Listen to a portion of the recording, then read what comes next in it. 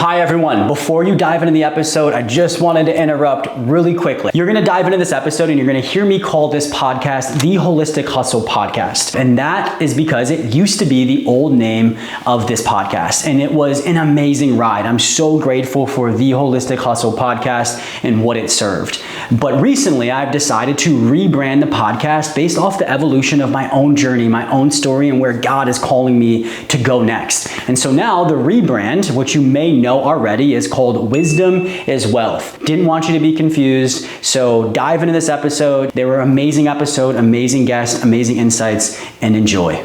Jake didn't just show me the door to healing that I didn't know I needed. He showed me the door to healing that I didn't even know existed. Hi, I'm Justin Buonamo, and this is Holistic Hustle. Holistic Hustle is doing things for the right reasons, working hard for the right reasons. The healthy balance of what work and progression and accomplishment and success should actually look like. Welcome everyone to episode 3 of the Holistic Hustle Podcast with Justin Buonamo.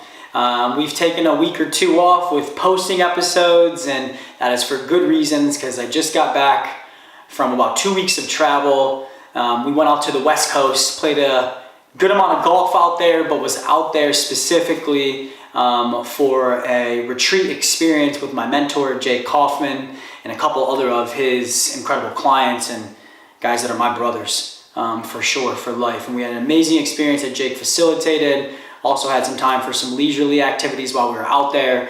And I got back a week ago today.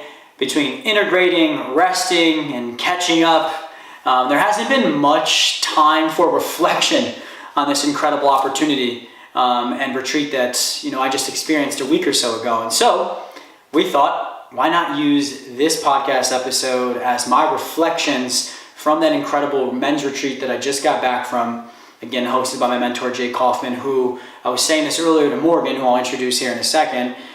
Jake's coaching and the experience that he gave at this retreat was hands down the best coaching. How do I even give him justice? It was hands down the best coaching, setup, attempt, rep, experience, whatever, right? He was the best coaching that I've ever seen happen. It really was. And we all got exactly what we needed and more, and grew an absolute ton. And I don't even recognize the guy who walked in those doors 2 weeks ago, right? Compared to the guy that walked out because of how much transformation happened. And so, as you can tell, I'm already getting excited to tell the story, but to keep me on track, behind the camera, we have Morgan Madden, who will be in some of my episodes, whether it's on camera or behind the scenes. He's my chief marketing officer at JFF. He just so happens to live 20 minutes away, and we just so happen to have an issue with, for one, getting me to shoot these episodes, and when I'm on these episodes, to stay on track. And so our solution to that is to have him come over, for one, to sit me down to actually do these, and for two, to keep me on track with quality questions behind the scenes, or behind the camera for today's episode, so we can achieve the objective, which is to, as much as we can, keep these to 20 to 30 minutes and have them be extremely valuable. And we have realized the more that I can stay on track and be guided, the more value that the listeners get. So Morgan's gonna be behind the scenes, he's gonna say a few words, and then he'll get us started with the first question for today. Yes, sir. I appreciate you letting us be flies on the wall for your experience here, because obviously it was pretty serious. We'll get into it in a few minutes, but this is important work that needs to be shared and paid forward to anyone who might be in a similar situation. So as far as the retreat goes, can we set the scene first by talking about the first retreat you had with Jake last year with this same group of guys? Absolutely. So in February 2023, Jake had a retreat, which was the first one that I went to. And so we did it out in Zion National Park, which was an incredible experience from the views itself. But Jake got a cabin out there on Zion Mountain Ranch, I believe the park was called. And it was myself and 2 other individuals, one by the name of Pendleton and the one by the name of Casey. And they are incredible human beings. It was a very small, intimate group with us 3 plus Jake as the only facilitator at the first one. And we did some crazy deep work. Jake takes men on the journey that is called dying to your false self, dying to your ego, dying to that first half of life.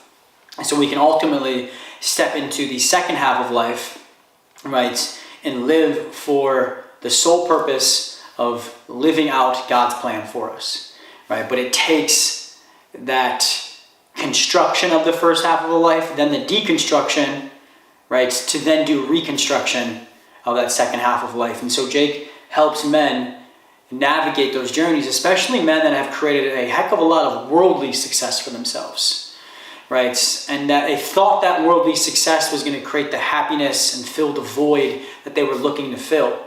And you ultimately get to that point and you realize it's not the answer. Not that those things are bad, right? But you start to realize the objective of those worldly things, right? Which is amplifiers of happiness, not source of happiness. So Jake helps men shed that ego, shed that false self, shed that first half of life to ultimately what I call grow up. I needed to grow up and become a man, right? And in today's society, it's like, what does it mean to actually become a man, right? Is it when we get our license? Is it when we can buy alcohol? Is it when we have our first kid? When we get married, right? There's just like no clear distinction this day and age of what it means to become a man. Back in the day, in old societies and cultures and heritages, like there was significant life events, whether that be a ceremony, whether that be a party, whether that be a sacrifice, right? Whatever that is, right? So whatever that was, there was an actual significant and obvious life event where it says like, this is what you're going to do to become a man. This is what it means to be a man. And oh yeah, by the way, here's 15 elderly males that are going to surround you and show you, not just talk to you and teach you, but show you what it looks like to be a man. And we just don't have that in today's society anymore, right? You know, and so no matter what religion you are, some religions still have some of these moments like bar mitzvahs and, you know, these other things. But I think for most men, there's just not that significant event in life where it's like, you are no longer a little boy, grow the F up, and here's how you do it, and here's what it means to be a man, and here's going to help you to continue being a man as you take this journey. Like, we just don't have that. And Jake provides that for men. And, you know, at this last Zion retreat, I went there with a lot of healing that needed to be done in February. Some I was conscious of, some I was unconscious of, right? And more so, the biggest result was Jake didn't just show me the door to healing that I didn't know I needed.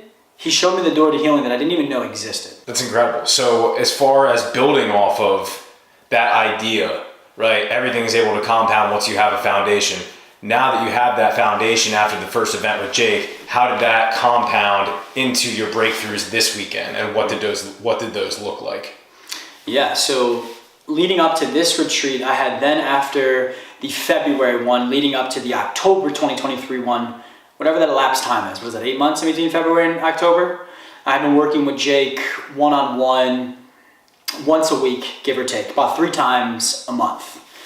And so at the beginning of our work, the goal was, he's like, I'm just going to increase your awareness and help you start feeling emotions, right? And so he was like, it's one thing to walk around and unconsciously or subconsciously, let's call it unconsciously just be doing things that aren't in your best interest, doing things that are first half of life things that are protecting your ego, things that are helping you continue to posture, protect, improve yourself. Right? He's like, I'm going to show you what those things are. And like, after a while, they're probably not going to change, but you're at least going to be aware of them.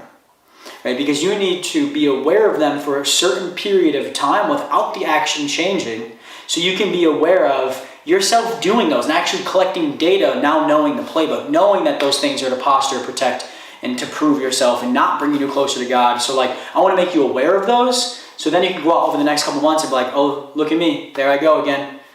There I go again on the golf course. When somebody asks me what I'm doing, I'm posturing and protecting. Right? There I go again on a client call. Right? Protecting and improving myself. Right? And so, you know, the first phase of our learning journey was to learn the playbook a little bit. What am I being unconscious to? How do I raise my awareness around the things that I'm doing that aren't bringing me closer to God? If anything, they're just keeping my ego alive. Right? And then actually go out and do it and be okay with yourself doing it for a certain period of time.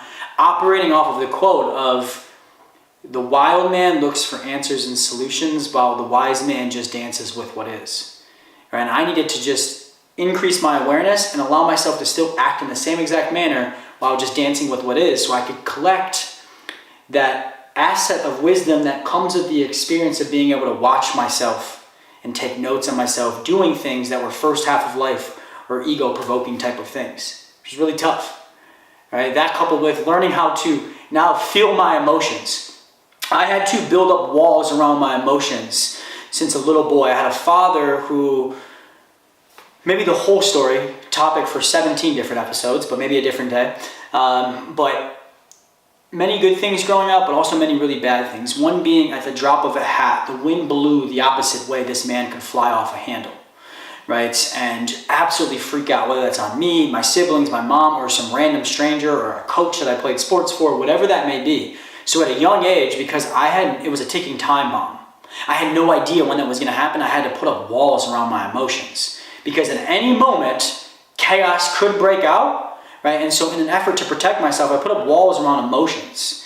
Did it help in my athletic career and in some of the success that I've created? 1,000%. But at what cost? Right? And so I've been walking around for the past 25 years emotionally unavailable. And you can imagine how that works inside of a marriage. It doesn't. Right? It doesn't. And so being able to be conscious of what my actions were without trying to change them so I can have enough time experiencing them to ultimately create real change, coupled with actually now being able to feel emotions. On the JFF side of things, I'd say about 80% of our clients are females, and out of the team of 13 that I have, I think 10 of them are females. And so it was a real fun experience, a journey, and tough at times. Now being able to feel emotions and having all of these emotions around me is kind of what, the first 6-ish months of my work with Jake looked like. In 2 months leading up to this now new retreat, I asked him, of course, still performing a little bit right here. Didn't know a better way to ask it. But I said, all right, Jake, cool. I'm getting all this. I realized I'm supposed to do better. I got to feel emotions. Got to be more conscious of things. Gotcha. How do we take this shit to the next level? Was really probably my words, word for word. And I'm thinking he's going to recommend this strategy, this book, this whatever, right? His answer was, how do you take this to the next level? AKA, how do you continue to heal and develop into the human being that you're meant to be, right? While shedding that old false self. How do you take that to the next level? Is basically what I was asking. And he said, increase the frequency of safe connections that you have. Because the more that darkness is talked about in a safe environment, AKA a safe connection, the less control that darkness has over you. And so my objective was going into this new retreat, how do I utilize this safe connection to really talk about some things that have hurt me over the years, that I've buried down in me, that are holding me back, and I'm giving myself so much shame and guilt about, and that are ultimately really just delaying or hindering this healing process. Right? I needed to put it all on the table, and that's what this next retreat pose an opportunity for me to do leading up to. That's beautiful. And I love the way you connected the pieces of like the foundation that you had to build in order to experience the breakthrough that you had at this most recent retreat. I know you shared it with me earlier, but can you share the Spark Notes version of what you shared with me of how everything that you just described compounded into what you were able to experience this past weekend? Sure. So no surprise, this was my intention for the past weekend, but we all need an intention for the weekend. And so Jake's book is called Let Love In. And so the pain stops when the truth starts. And so without being cliche or trying to please him, my objective truthfully was for the weekend was to let love in.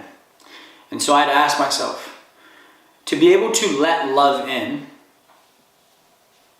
I need to go all the way back to when I stopped letting love in. What is hindering me from letting love in? And there's some things, or many things that happened in my past that were experiences, some more traumatic than others, that occurred, whether self-inflicted or whether my fault or not. Most of them my fault, or most of them self-inflicted. At least fault is a different conversation. I was just doing as best as I could with the information and the opportunity that I had available to me, and all I was doing, what was mirrored to me growing up during my developmental years when I was making those mistakes. And so did a lot of timeline work.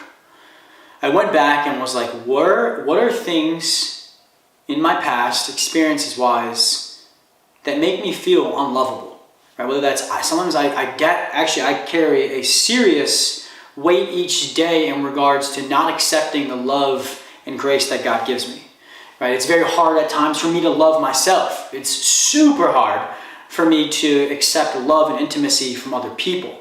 If you're ever on a Zoom call with me, pay attention for the first 5 minutes. It's a little awkward, right? And why that is because Zoom calls equal intimacy, because it's just me and you, right? That's an intimate setup, especially knowing what we maybe end up talking about.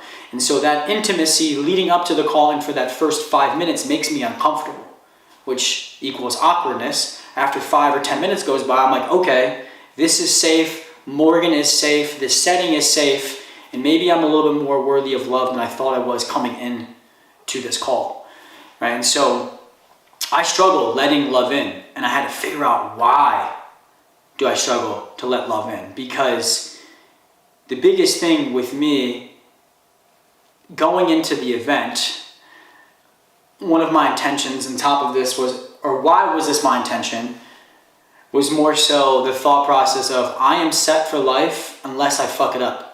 Right? And the only way I'm going to mess it up or fuck it up is by not healing internally, right? And if I'm truthfully don't think I'm worthy of love from myself, from God, and from other people, that was definitely an opportunity for me to go and figure out why. So, coming down the home stretch here, without sharing any of the specifics about the event itself, because it was obviously extremely intimate, can you give us a high-level overview of some of the techniques that you guys did, any of the practices that you guys did, and are you going to continue those into your setting here at home, like we talked about before, because there's anchors that might not be associated with the new things that you're trying to practice and instill. Mm-hmm. So can you talk about the techniques that you guys did, and are you bringing them into your life here at home? I love that. Something's hitting me outside of, I could answer with breathwork, I could answer with meditation, I could answer with that. But one technique that Jake introduced me to that I think's coming as authentic to me to share, and then we'll wrap it up here soon. He told me in the midst of us doing some deep work, there was one day that I was doing a lot of deep work and I wanted to keep going. I was like, I can keep going, I'm willing, I have the capability to keep going, let's keep doing it. And Jake was like, I think you've done enough for today. He's like, let's bookmark it. And I said back to him, that bookmark shit ain't sitting well with me, let's just get it done now. His response to this was the strategy, or the technique that I will be implementing here when I'm back. He said, let me explain to you this way. Salvation is a lifelong journey that isn't complete until we get to heaven, right? So you're going to be bookmarking it for the rest of your life, right? And so transformation doesn't happen overnight, right? And also transformation is not a destiny, it's a journey, right? And so I'm going to be bookmarking it for the rest of my life is something that really stuck with me, right? I can't control every outcome. I can't fix everything right now. And even if I could, at what expense? Right? At what expense? I can't keep both hands on the steering wheel at all times and manufacture outcomes. I truthfully can't. Could I? Possibly. Possibly. I have done it before, right? And it's gotten me an immediate payout, but at what cost? Right? And there is an opportunity in life to get those immediate payouts or those benefits that come from me controlling things and trying to manufacture outcomes without the negative trade-off. You can still have those results without the end of that saying, at what cost, right? You can still have those results with no cost, right? By doing it a healthy and holistic way. And so I am learning to practice powerful powerlessness, right? I have no power over the things that are amongst me and greater than me, like my temptation, like my sin, like my past mistakes, and like the trials and tribulations that will continue to face me moving forward. But if I root myself in God and understand God is the source of my eternal happiness and continue to do things each day that are bringing me closer to God, not further away, the rest will take care of itself. Right? The results that I want in life are already mine. I'm just waiting for time to catch up. And while that time is catching up, right, I need to do the things that I know that bring me closer to God, which is going to bring me closer to those outcomes that God has prophesized over my life. And so this is probably just the start to many conversations that's going to happen on this podcast from the outcomes of the retreat that I did with Jake and the boys. This is just one that we wanted to give me an opportunity to actually reflect on it, because I've been going since I got back.